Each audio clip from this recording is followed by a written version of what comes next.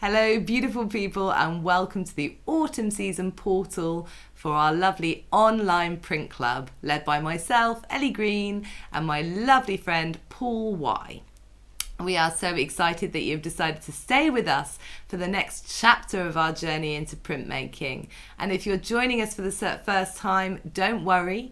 Each sort of season of Print Club is sort of self-contained, and so we will make sure that in the first cycle of the tutorials we're running back over some of the stuff we covered over the summer season to ensure that you know all the stuff you need to know about inks, about paper, and how to get the best out of your printmaking practice at home.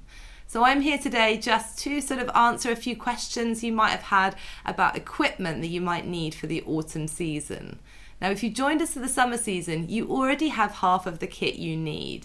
And if you also signed up for the subscription box, you should also have some lino too. So included in the Print Club subscription box this season are a couple of sheets of lino, one traditional lino and one a soft cut lino, which is the one that I tend to work with for my teaching, but we're going to run over both for you so you can understand them both better. You'll also have a couple of samples of this lovely sort of slightly off-white Somerset paper, and again we're going to run back through how to work with this paper, how to soften it, and the best papers that you could possibly have for printmaking. So this is a sort of final print kind of paper, but it's lovely and soft, lovely and smooth, and you may find it a bit easier to work with than the Fabriano that we sent you out last term. You'll also have a postcard with some seasonal information on it. I love these little postcards because they're an opportunity to sort of delve into some seasonal inspiration, and we tend to look at a more sort of elemental aspect of sort of shifts in the season over here at Print Club. That will make more sense if you read the postcard. And we've also included this season some carbon paper. This is just a really simple way of taking a design and transferring it to your lino block ready for print. So carbon paper or trace down paper, both really useful tools for printmaking and not particularly expensive to buy either. So if you're joining us for the first time, you are going to need a basic lino printing kit, and we do have one available on the shop. We have got, it includes an A6 piece of soft cut lino, a couple of A6 soft cut lino, and also a couple of A5 soft cut lino sheets. You'll also have a printing tray, a brayer, which is just another word for the print roller, and you'll get the option to choose a colour of ink for the season as well.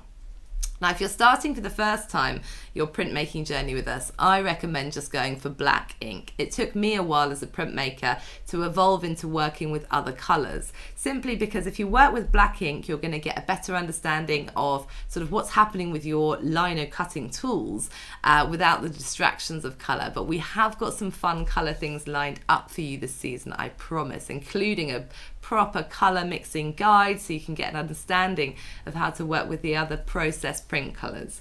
Now, if you've already got black at home, you may want to choose another colour, and you have the option to choose with our lino printing starter kit any of the process colours, and we'll also be sending out some yellow, some process yellow in our sort of subscription box, but you may want to pick up a different colour instead. You've got the option of process red or process blue, and again, as I said, we'll be getting into colour a lot more later on in this in the cycles of this season, and explaining to you how to work with those process colours, which are essentially the print colours, which are quite different to sort of colour mixing that you might have done if you are into painting, for example, if you're looking at the sort of art processes.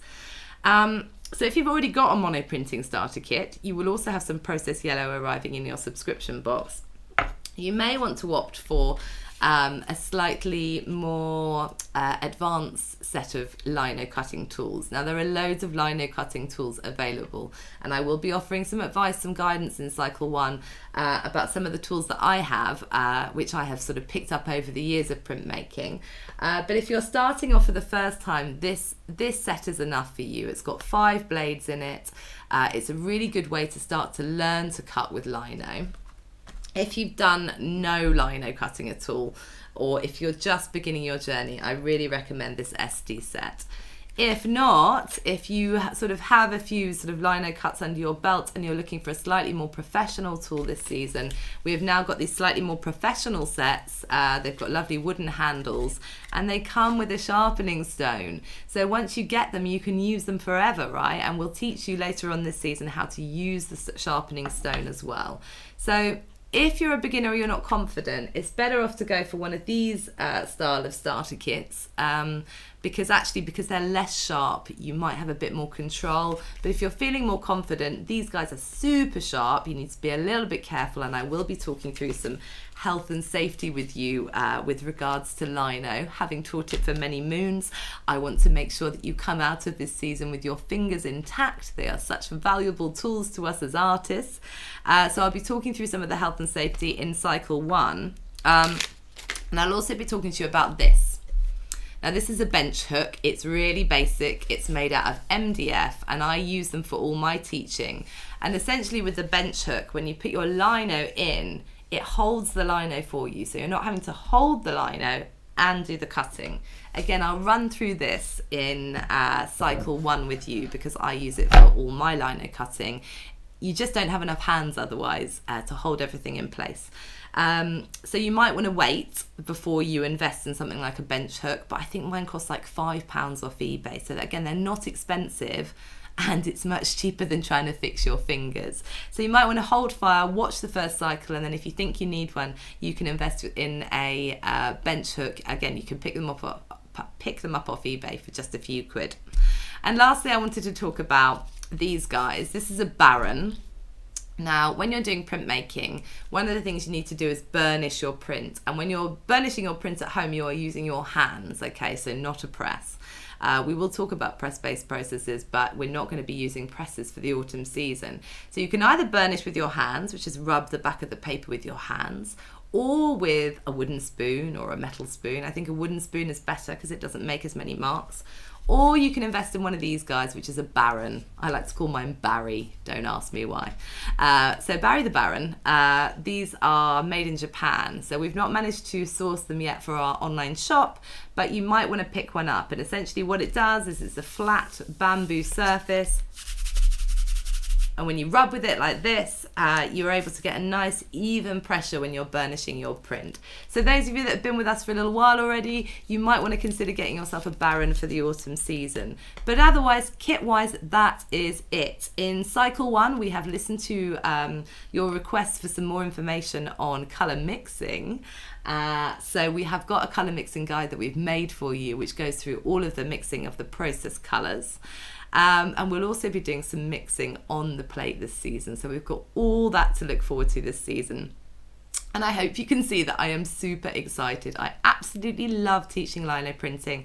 I absolutely love the potential of the lino printing plate, the positive, the negative space, the mark making, the pattern making that you can do with lino and the control that you can get over it. It's just ideal for a little creative perfectionist like me. So I'm really, really looking forward to coming back and sharing with you the first cycle of learning of the autumn season in a couple of weeks' time. Until then, sit tight, make sure you've got all the kit that you need, and if you've got any other questions about kit, just go onto the Facebook group. You'll have access to that if you've got access to the portal today, and you'll be able to ask questions to me and Paul if there's anything else you want us to clarify in terms of what toolkit you might need for the autumn season. And finally, you might want to get yourself a little sketchbook because there's going to be lots and lots of prints that we'll be making over the autumn season. If you haven't got one yet for your printmaking practice, we talked a little bit in the summer about planning and, you know, using the sketchbook as a sort of planning tool or a place to store some of those prints. So you might want to set yourself up with a little sketchbook so you can take notes over the autumn season, and you can use that to sort of record not just your sort of practical progress, but also your thoughts and ideas that emerge from the early cycles of this season. So I'm really looking forward to getting started with you. Like I said, reach out, connect, join the group on Facebook. It's such a valuable space, a valuable community, and I shall see you in a couple of weeks for cycle 1 of the autumn season. Thank you so much.